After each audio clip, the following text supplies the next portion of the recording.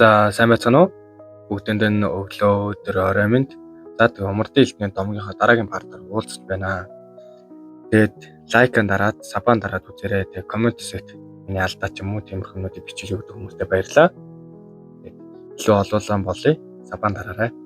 Тэгээд үзэгдэл маань яаж эхэлдэг вэ гэвэл манай шуурганы мастер 9 тэнгэрийн нэг болох хүн маань шоронгоосоо зүхтаж чадсан байдлаар ингээд танг наснаар эмчлүүлж байдаг. Тэрний дараахан цагийг болон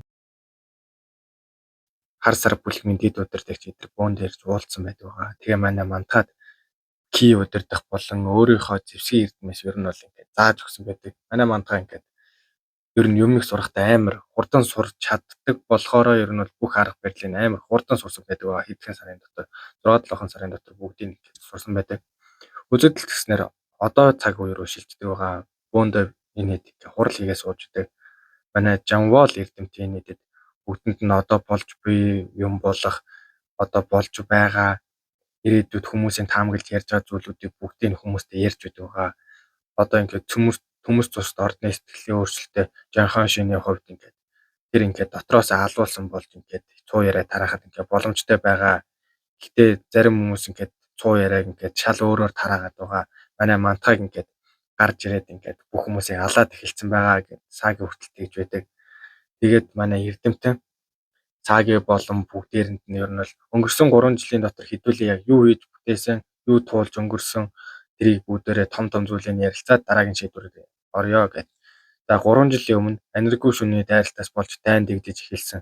Өтгөр утас лааны дайнд мордсон. Хүнд байсан ч гэсэн төв дэнгэрлэг нэгдлийн зогтсгүй торноос бид зүхтаж чадсан. Үр дүнд нь харамсалтай зүйлээс гарсан гэд манай сайхныг бас дурддаг. Хинч мартахгүй тэр зүйлээс шиг гэд. Үүний дараа цагаан луу худалдааны бүлгэм хөрөнгөөр тусалж шинэ Умардын тэнгэрлэг бүлгмийг байгуулахад ингээд амар том ач тус хүргэсэн. Бүтээн байгуулалтын үеэр бид үргэлж дайнд ингээд бэлэн байжсэн. Хаанаас ч хамаагүй дайралт ирэх байх гэж удаа байжсан. Манай удирдагчийн сэлэн маань муудсан байсан болохоор ер нь бол хөгшин дархан дээр очиж засуулсан байдаг. Тэрний ачаар ер нь 9 тэнгэр 9 багны нэг Нононко мус ингээд очиж уулзаж чадсан байдаг. Тэрний ачаар үлдсэн Умардын тэнгэрлэг бүлгмийн сүүлийн хүч болох гол хүчтэй нэгдэж чадсан. Тэгснээр одоогийн Умардын тэнгэрлэг бүлгэм үүссэн байдаг байгаа. Тэрний дараахан 9 тэнгэрийн нэг болох шуурганы мастрыг аварж бүлгэмдээ нэгтгэсэн. 9 тэнгэрийн нэг Йоб Даянчин бүлгмийн удирдагч гээд манай мантагийн гарт бас үхсэн. Тэгээд ер нь бол бүх зүйлийг ингээд дурддаг байгаа. Өнгөрсөн 3 жилийн дотор хийсэн бүх зүйл нь ингээд том зүйл энэ байна гэдэг. Одоо ерөнхийдөө бол ингээд хүмүүс ингээд бүх зүйлийг ингээд мэдэж байгаа. Ингээд бид хэдий барин таамаглаад байна. Тийм болохоор ингээд төв тэнгэрлэгийн нэгдэл болон Аниргүй шөнө хоёрыг ингээд нэгэн дайралтаар ингээд устгах хэрэгтэй хэдүүлээ. Тэгээ бас хажуугаар нь 9 тэнгэрийн нэгийг ингээд манай удирдагчийг алсан гэж шийдгэлж байгаадсан бид нэр Аниргүй шөнийн нэг болох дөрвөн эзэдийн нэг болох салхины чөтгөрийн сүүдрийг алсан гэж ингээд цууяраа тарааж байгаа. Тэр нь ч ингээд амар ойлгомжтой хүмүүс ингээд ойлгоход ер нь ингээд таамаглахад амар амархан байгаа бүндэ ярилцж байдаг. Тэгээ ингээд ярилцаа сууж хаад манай мантахаа маань хэлдэг байгаа бүгдэнд нь бид ирээдүйгээ төлөвлөөд бол нэгнээ устгах бид Умардын тэнгэрлэг бүлгмийн хүчийг аль чадхаараа хадгаж Аниргүй шөнийн болон төв тэнгэрлэгийн нэглийг нэгээр нь устгана. Хоёр талын илүү их өдөөж илүү их хооронд нь алалцуулсны дараа нэг дор хоёр хүчийг эсэргүүцээд ер нь бол ингээд дайнд ингээд ялъя. Энэ бол Умардын тэнгэрлэг бүлгмийн үүссэн шалтгаан. Та нар мэдж байгаа байх. Гэтэ би ахаад хэлье. Шинэ Умардын тэнгэрлэг бүлгэм зорилгодоо хүрснийхаа дараа шууд ингээд тарнаа. Төв тэнгэрлэг нэгдэл болон Аниргүй шөнийн үгүйсний дараа Умардын тэнгэрлэг бүлгэм ахин тарах болно гэх. Ер нь бол ингээд тэгжилдэг байгаа. Тэгснээр үзэгдэл манай Номын хот бүлгэм рүү шилждэг. Номын хот бүлгмийн удирдагч гэдэг Аниргүй шөнийн ингээд дөрвөн ингээд эцдийн нэг болох хой салхины чөтгөрийн сүүдэртэй тулдаад дийлцсэн байдаг. Тэгтээ асууж идэг. Ингээд чи ингээд 9 тэнгэрийн нэг Йобог алсан гэж үнэн үү гэх. Төв тэнгэрлэгийн нэгдэл бүгдээ энэ талаар мэдхүү гэж тэгсэн чинь нөгөөт нь Аниргүй шөнийн ингээд дөрвөн эзэдийн нэг би ингээд юу хэнийг алсан гэж юугаа димэрэд байгаа юм гэж хэлдэг. Тэгж хэлээ шууд нөгөө хүнийг хороодог. Тэгээ нөгөөт нь үхээс өмнө дээд настан төв нутагт анхаарал тавиарай. Тэгэл үхдэг байгаа. Нөгөөт нь эргээл харахад ингээд Номын хот ингээд тэр бүлэгмийн ингээд бүх хүмүүсээр ингээд тусан далаа уусгасан байдаг байгаа. Эн чинь шүү дээ хаа гэл умардын тэнгэрлэг бүлгэн байхгүй болсон болохоор бид ийм зүйл хийж болно бидтэй гэл амар инээгээл. Тэд бүгд өрөвдөлтөй навчнууд болж өдрийн чөтгөрөө ирэхмээ. За яасан? Тэргүүн игнэний настан Ёнчийнхоо настан тэнгэрлэг хоосон дууны чөтгөр дам соожуунд алуусан байна гэл. Манай дам соожуу энэ ер нь бол аниргүй шүний нэгийг ингээд дөрвөн багных нэг ялцсан байдаг. Юу Жончийнхоо ах хэдий хөксөрсөн ч дам соожуун гэдэг новш тийм хүчтэй гэж юу гээл. Тэгээ ер нь бол ингээд шавин нүхлээ бас багш нүхлээ ингээд аниргүй шүний ингээд ер нь хүмүүс ингээд цөөрөөд байна. Өө чөтгөрийн сүнсний эрдэмтэн юм хэлсэн үү гэсэн чинь тэргийн зөвлөхөө өөр юм хэлээгүү. Тийм үү? Тэгвэл хийдэг зүйлийг хийгэх болно. Умард фронтод тэргүй игнэнд тэнгэрлэг хөөсөн дууны чөтгөр өгсөн. Тэгэхээр тэнгэр бутлах сүх хар далавчид жад хоёр тэргүй игнэнд гарах болно. Би эндээ Санчуг самраана гэл.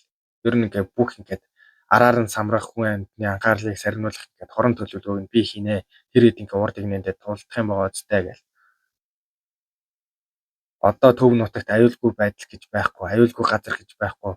Шуурганы чөтгөрийн сүүдэр дайны шуурганд тэдний бүгдийг нь хийсэн болно. Тэгэл манай явдаг байгаа. Тэгснээр үзэгдэл төв тэнгэрлэгийн нийтлийн умард фронтын бааз руу шилждэг. Манай дам соож бүх ингээд хүмүүсээ хараад байж ах. Цаанц хишгэ маань ирдэг байгаа. Тэгэл чи төв тэнгэрлэгийн нийтлэл рүү иж очиод тэгэхээр зүв завгүй байна гэсэн чинь нөгөөд нь үгүй энэ бол саяхан тэнгэрийн хоосон дуучны чөтгөрийг алсан тулааныг ингээд ялсан дам соожуун дээр ирж байгаа гэсэн чинь дам соожоо койсад юм хэлсэн үү гэсэн чинь хэдэн сарын өмнө аниргүй шөнө дөрвөн эзэдийн нэг шуурганы чөтгөр сүүдэр 9 тэнгэрийн нэгийг дайнчиг ялсан тэр мэдээг сонсоод байхад бас шуурганы мастер нүнүүгөө хий байгаа газар тодорхойгүй байгаа учраас байдал их хүнд байна. Зөвхөн койсад биш дэлхийн бүхэлдээ өөмөнд автсан мөн одоо тэр өөмөнд оргилдоо хурж байна. Койсад нийтийн үзэл бодлын төв тэнгэрлэгийн нийтлийн талд татахын оролж байгаа ч их замбраагүй байгаа болохоор ямар ч аргаар хамаагүй дайныг аль болох хурдан дуусгах гэсэн. Дээр нь хэдэн өдрийн өмнө умардын тэнгэрийн агуу дөрөвнийг байсан ялагдшгүй төмөр цус жижигхэн шим дотоодын хагарлаас болж амиа хороосон гэх. Тэсэн чинь бүр манай даваа бүр гайхал юу гэл. Хишгээд гэсэн чинь өөрөө таамаглаж байгаа зүйлүүдийг хэлээл. Яг гоо амиа хорлсон байж болох ч гэсэн тэр ингээд тийм хүн хийх юм биш байхаа. Айгүй бол манай мантахаа байж магадгүй гэсэн чинь манай дам сууж шууд ойлгоод мантахаа байх. Тэгэл манай хоёр ярилцаал шууд хажуу талаас нь хүмүүсийнхаа яолж манай даваа сонсоол. Нөгөө хүмүүс нь ингээд цэргүүд нь ингээд бүгд амар их ядарсан, шархацсан маргааш дайнд явахын аргагүй болсон. Тэгэл манай хишгээгчээ ороод амарч би дид командчтай уулзах хэрэгтэй байна гэж цаашаавдаг. Тэгэл дамсаажун орж болох уу? Тэгэл дид командлагч тэр нэрдэг. Тэр нь 9 тэнгэрийн нэг Саарл уугийн эзэн хаан Ви Сан Вон гэх хүн хэвтэж байдаг. Ямар нэгэн зүйл болоо юу залуу мастер даа гэсэн. Командлагчаа маргааш хөдөлгөө хэдэн хоногор хойшлуулах уу гэсэн чинь. Дахиад лөө яг хөдлөхээр л чи үргэлж хойшлуулж байх юм. Тэгээ яах юм? Энэ таны хизээ дуусгах юм гэсэн чинь манайхаа. Таны цагийн хуваарийг өнгөрсөн 3 жилд их шахуу байлаа. Гэхдээ аниргүй шүнийг бодсноос илүү хүчрэх байна. Манай хүмүүс бүгд биеийн бодож сэтгэлээрээ ядарсан байна.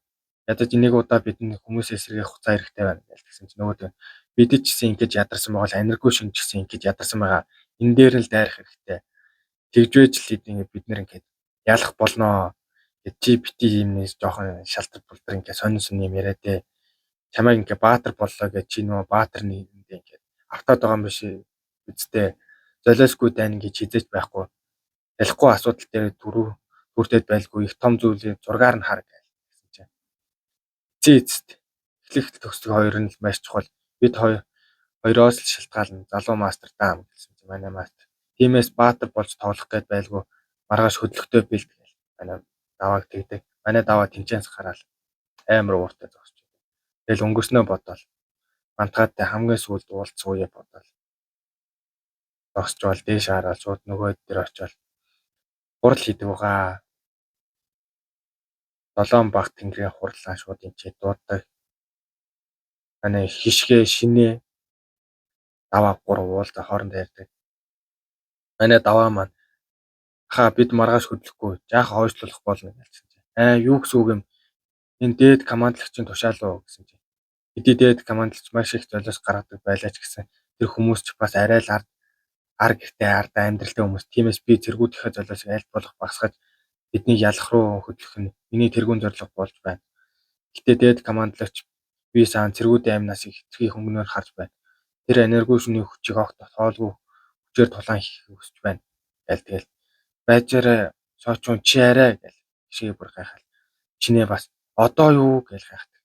Гэсэн чи манай да би өнөө шин Саарл уг эзэн хаан нэг ер нь бол ингээд дайрах болно тэрийг буулгаж авах болно гэснээр ингээд чавдар маань дуустдаг байгаа. Тэгээд маргаашнаас ер нь завтай байх болохоор тэгээд 18-ыг хүртэл ер нь өдөрт нэг 2-3 бичлэг орно шүү. Өнөөдөртөө бол яг нэг бичлэг оруулаа. За тэгээд намайг үздэг, сабан дардаг, лайкын дардаг хүмүүстээ баярлалаа.